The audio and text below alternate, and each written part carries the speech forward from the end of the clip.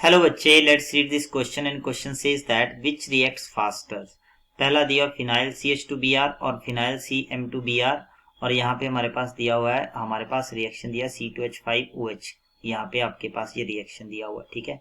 तो यहाँ पे इसका मतलब क्या है कि कंसेप्ट हमें यहाँ पे देखना पड़ेगा ऑर्डर ऑफ रिएक्टिविटी का।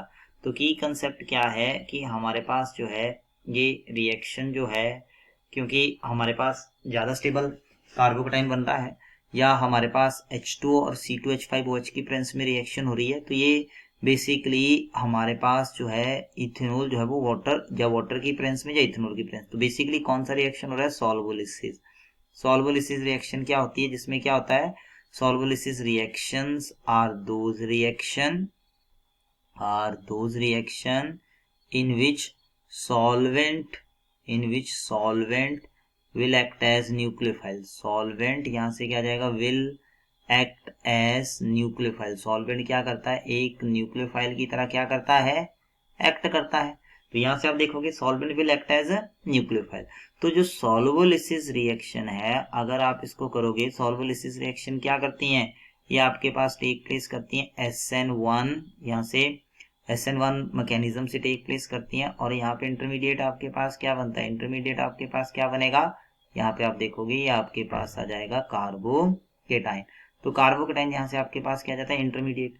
अब हम गिवन पार्ट की तरफ आते हैं। हमारे पास यहाँ पे क्या गिवन है? हमारे पास पहला कंपाउंड दिया फिनाइल। फिनाइल यहाँ पे आपके पास जो होगा ये आ जाएगा, फिनाइल ग्रुप लगा हुआ है, यहाँ पे है CH2 और यहाँ पे Br, मतलब ये कंपाउंड दिया। दूसरे केस में अगर हम देखें, दूसरा हमारे पास यहाँ पे दिया हुआ लाइक दिस, बेंजीन है, कार्बन है, यहाँ पर 2 मिथाइल ग्रुप लगे हुए हैं, और यहाँ पर हमारे पास कौन सा ग्रुप लगा? Br। तो SN1 रिएक्शन है, तो यहाँ से क्या होगा? ये यहाँ से टूटेगा और हमारे पास किसकी फॉर्मेशन करेगा? यहाँ पर हमारे पास जो है वो किसका फॉर्मेशन हो जाएगा?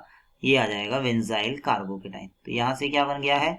बेंजाइल। यहाँ से बन गया प्राइमरी बेंजाइलिक कार्बोकेटाइन। तो ये आ जाएगा प्राइमरी बेंजाइलिक कार्बोकेटाइन जो है ये हमारे पास यहाँ से आ गया है। तो क्या आ गया? Primary benzylic carbocation.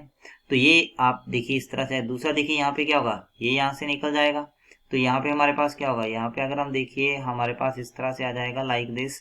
यहाँ पे कार्बन, यहाँ पे आपके पास आ जाएगा CH3, यहाँ पे आ जाएगा CH3, और इसके ऊपर कौन सा चार्ज होगा? That is your positive charge.